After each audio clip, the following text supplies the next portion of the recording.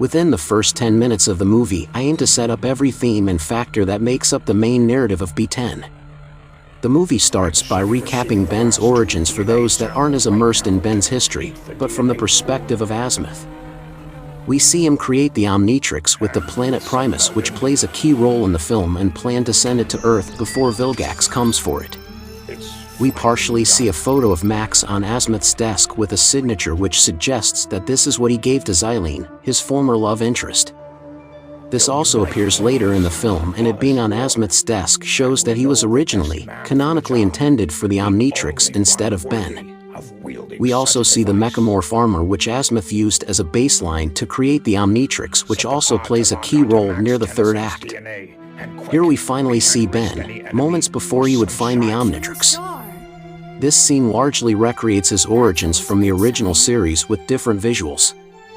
Here the dialogue from Azimuth contrasts to the visuals as Azimuth prays that the Omnitrix doesn't fall into the hands of a child, but as we know that is exactly what happens, which implants seeds of doubt into Ben as a hero from the beginning.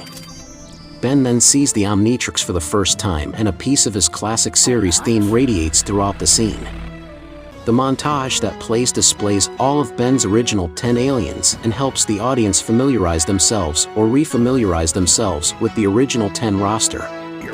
And within those few minutes the movie fully recaps the origins of Ben Tennyson while also setting up most of the main themes of this movie. We then cut to 6 years later. The scene opens up with flashbacks to the classic series episode Ben 10,000, where Ben and Gwen are taken years into the future. This episode was actually heavily inspirational for the movie's plot and character motivations for Ben specifically. These events are flashing through Ben's mind as he's looking at an unedited blue screen promotional image of himself, which we later see is part of a brand deal with Mr. Smoothies. Running visual theme in the movie that we see tons of different promotional material all over the place, which kinda represents him selling out to all the big brands in his teenage years. Wow. It also represents a more artificial part of the hero life for him in this specific time. I like the idea of briefly bringing Kai Green back, but with a slightly different dynamic with Ben. At this point both bicker a lot less and have chilled out in a sense. Most bickering is conveyed in a more joking manner. Here their relationship is now beginning to evolve past those stages and shows growth from both of them, not in a romantic sense but in their general relationship. Kai here acts as someone Ben can open up to with his problems as he struggles to with Gwen, and this is only made worse later on. The conversation eventually leads to Ben telling Kai about the first time he met his future self. For the audience less familiar with some of the lesser-known lore, he briefly describes the law of his future changing when he meets a future version of himself. You'd think Ben would be fine knowing his future likely won't lead to the one he describes, but a part of him still thinks about it and what event could have made that Ben the way he is. He opens up about his deep-seated worries of growing up and living up to Ben 10,000. This sets up one of Ben's main conflicts in the movie as he struggles to stray from the path this version of Ben was lead down.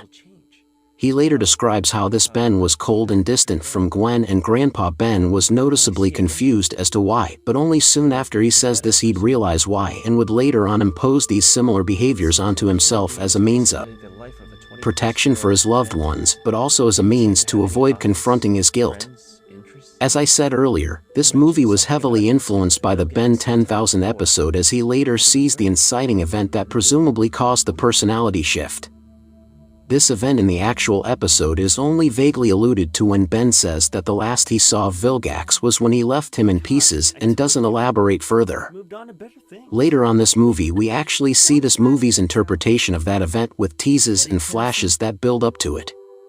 Here's our first appearance from Gwen and Kevin.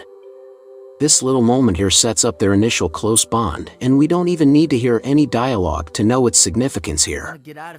This connection is shown through the theme that plays here as well. Variations of this theme play throughout the whole movie and represent Ben and Gwen's connection. This point in time takes place after the end of Omniverse, where Ben, Gwen, Kevin, and Rook plan to go on a road trip across the universe. This scene specifically takes place moments before Ben, Gwen, and Kevin plan to go on this road trip.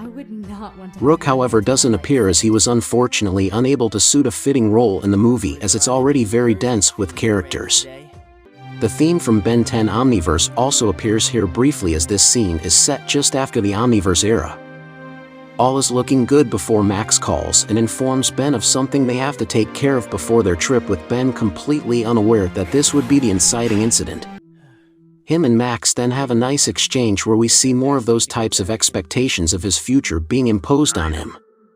The ship here is mainly lit by the main table they surround. It gives the whole scene a very nice green aesthetic, which is the entire franchise's defining color. In hindsight, Ben dismissing the disturbance on Galvan Prime could be seen as a dark joke in a way when you know what happens after. Here he mentions the Metamorph armor, which puts some pieces in place for what happens later on when we flash back to it. This speech was a very important moment for Ben. He references stopping the Enialarg and implies that their friendship was, in a way, their destiny. I really loved him describing these forces of the universe bringing them together. It's a very heartwarming way of describing fate in a way that also ties in this universe-ending event in a way that few other stories could do. It was a moment of vulnerability for Ben, and one of the last times he'd display it in a long time.